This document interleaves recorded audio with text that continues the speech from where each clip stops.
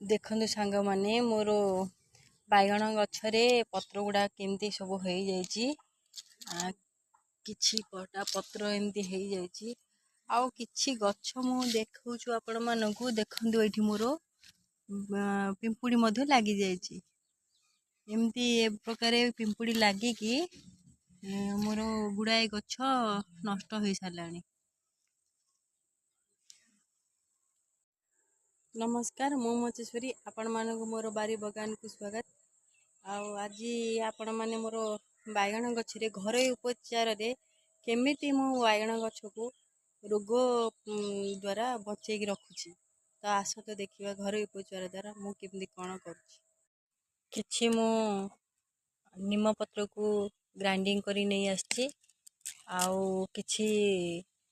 हळदी गुंड आउ दुईटा क्लिनिक प्लस शैम्पू मु नेउची। निम बटा 8 ରୁ 10 चामच मु नेउची। हळदी गुंड 2 चामच,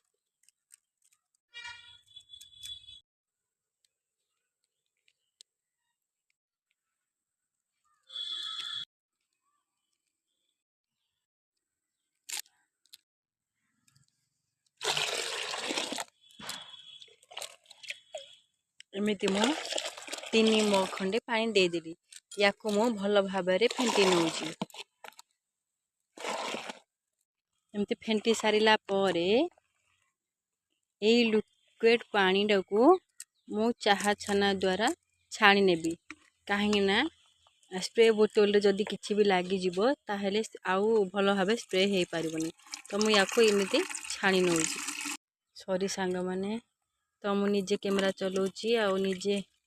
सब कला को ठीक भाबे होनी तो एबे भल भाबे याको ध्यानर पूर्वक भल भाबे छाणीनेबा टिके भी जदी खदड़ी अंश गला तो भल भाबे स्प्रे हे पारिबनी। खदड़ी अंश को बाहर करनेबा।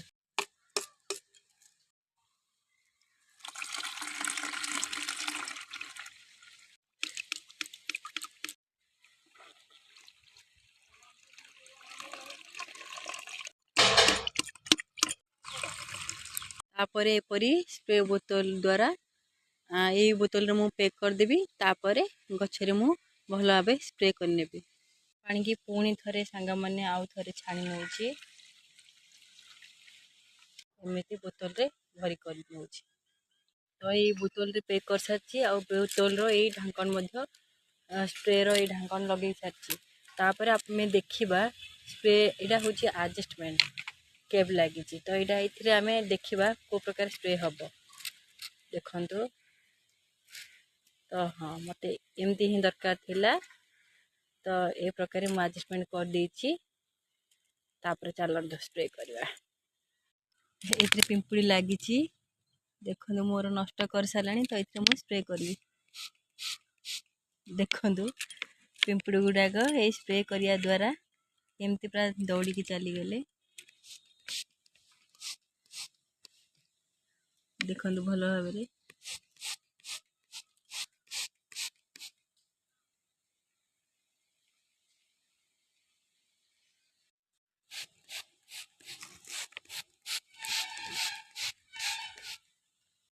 तो पत्रर आग पछ भाबे आग पछर भल भाबे स्प्रे करनेबा।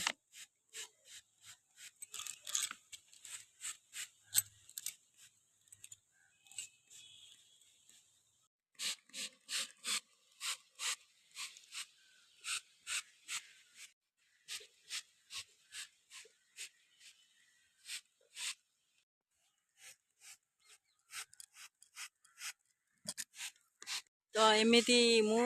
बगान रे जेतिकी बाइगण गछ लागिची सबु बाइगण गछ गुडारे सबु बाइगण पत्रर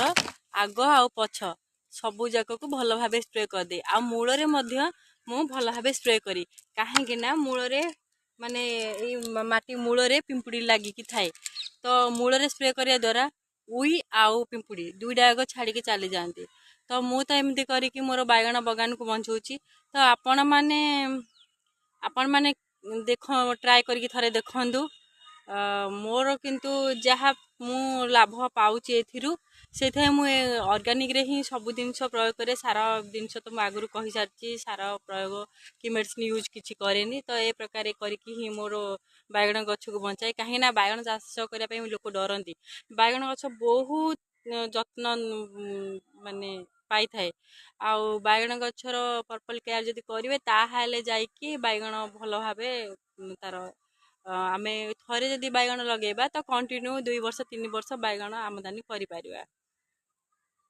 तापरे बैगण गछ ये चाषी मैंने करंतिनी ये बेसी कष्ट हुए बार बार ये पोक लगे आ पिंपुड़ी लगे सबू तो ये सब आपको मझे मझे जहाँ भी मेडिसिन यू माने व्यवहार करा पड़े ऑर्गेनिक हो कि दुकानी हो आ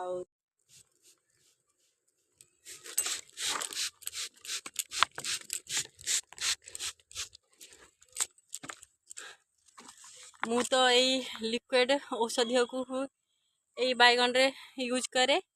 आउ मु तो मार्केट रू किसी किणिकी आने आपण मैंने तो देखिले मुझे केमती यार प्रोसेसटा केमती मुझे को बनई पार्ली